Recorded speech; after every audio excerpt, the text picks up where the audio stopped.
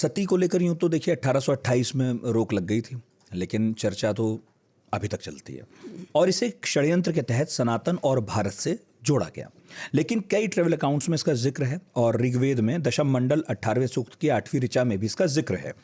तो मैं चाहूँगा जब मैं बात कह रहा हूँ तो वो जो ऋचा है वो स्क्रीन पर आ जाएगी, लोग उसे पढ़ लें। जब ऋग्वेद में भी इसका जिक्र हो तब आप ये किस आधार पर कहती हैं कि इसका कोई संबंध सनातन धर्म से नहीं या हिंदू धर्म से नहीं या समाज से नहीं था हमारे? बहुत इम्पोर्टेंट क्वेश्चन है। मेरी पुस्तक का जो आधार है वो ये है कि बंगाल में ये प्रचलित थी ही नहीं, लेकिन बंगाल से इसको क्यों जोड़ा गया, क्योंकि बंगाल में ईस्ट इंडिया कंपनी का राज्य था।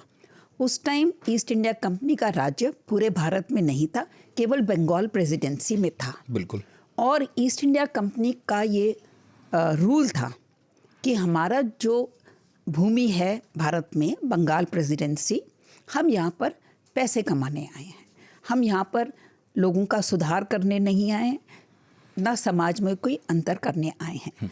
तो उनका ये रूल था कि हमारी जो भूमि है जिस पर हम राज कर रहे हैं, वहाँ पर हम किसी मिशनरी को आने नहीं देंगे। तो अगर कोई मिशनरी आता है भेष बदल कर, तो उसको अगले शिप से वापस भेज देते थे। सो द मिशनरीज, उस टाइम ब्रिटेन में इवेंजेलिकल मूवमेंट का जन्म हुआ। इवेंजेलिकल मूवमेंट का उद्देश्य था कि न केवल Britain but east India company की कॉलोनीज़ में भी क्रिश्चियनिटी का प्रचार हो। लेकिन ईस्ट इंडिया कंपनी कहती थी बंगाल में तो आप आ नहीं सकते। तो ईस्ट इंडिया कंपनी के जो मालिक थे लंदन में, उनको कैसे बताया जाए कि हमको वहाँ पर जाने दीजिए। तो इसलिए उन्होंने मनगढ़ंत संख्या में बताना शुरू किया कि ये तो अंधेरी नगरी है बंगाल। यहाँ पे तो जो विधवाएं होती हैं उनसे ज़बरदस्ती सती करवाया जाता है और यहाँ पर हमको अपने धर्म का प्रचार करना ज़रूरी है। अच्छा। तो मेरे जो पुस्तक है वो कहती है कि जो सती प्रथा थी वो एक्चुअली राजस्थान और राजपूत से संबंधित थी जी। दैट वो एंड इस क्यों संबंधित थी, we will discuss that later. लेकिन आपने ऋग्वेद का जिक्र किया। अब सारी प्रॉब्लम जहाँ से शुरू होती है, ऋग्वेद का वो है फ्यूनरल हिम।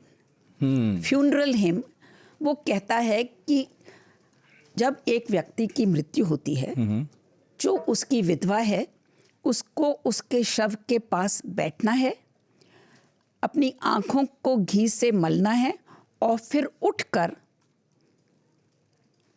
अपनी जिंदगी वापस प्रारंभ करनी है। प्रॉब्लम क्या हुआ?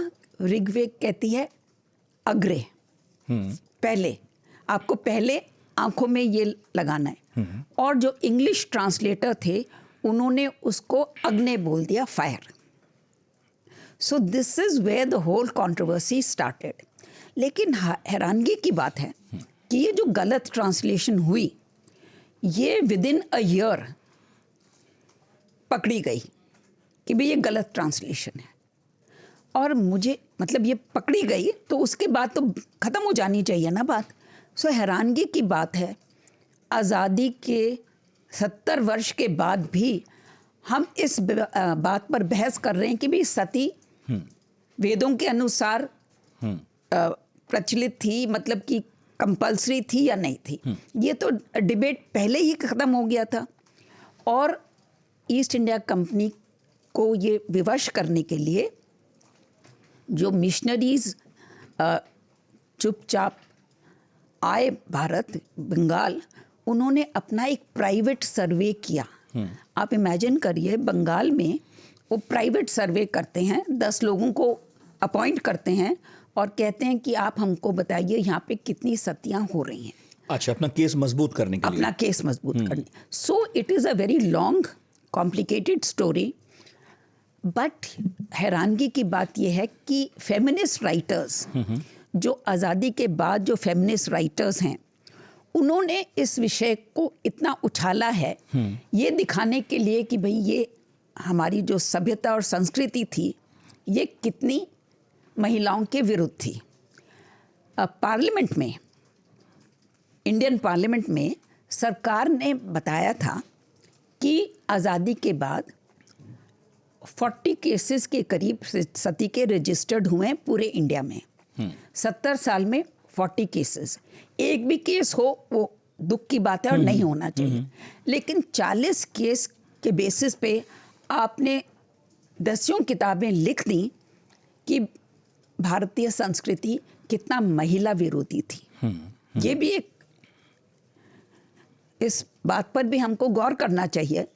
और बंगाल के बारे में आप बताइए, सबूत बताइए, कितने सती मंदिर आपको वहाँ पे मिलते हैं।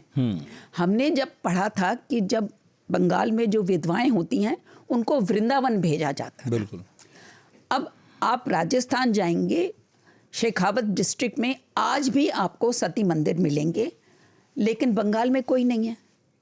तो ये जो मिसमैच है, जो हमको बताया गया, जो हम इसके बारे में हमने अध्ययन नहीं किया, इस पूरे मिथ को ब्लो अप करना बहुत आसान था।